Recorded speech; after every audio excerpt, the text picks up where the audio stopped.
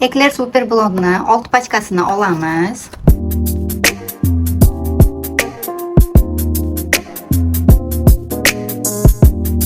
Bu ichidan chiqadigan maskasi. Buni ham albatta solish shart. Mana shunday qilib yaxshilab sochlarni sochga surtamiz. Mana birinchi bosqichimiz tugadi. Endi bu sochni hozir yuvib, ustidan kraska qilamiz. Endi esa soch ildiziga kraska tayyorlaymiz. 600 kraskamizda yarmini solamiz, 607 kraskamizda ham yarmini solamiz.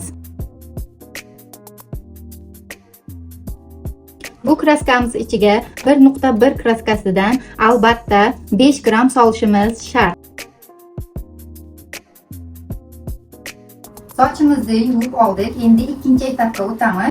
Bo'yna tayyorlagan kraskamizni ildizlariga surtib chiqamiz. Mirovkaga mana shu ikkita kraskadan foydalanamiz. Bularni hammasini solamiz. Ekler kraskasidan 5 va 1 kraskalaridan 2 gramdan 4 gram solamiz.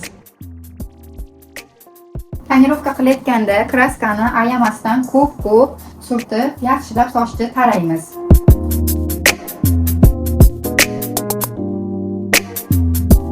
Shampundan keyin mana shu ekler balzamlaridan soch uzunligi bo'ylab surtib 10 daqiqa ushlaymiz.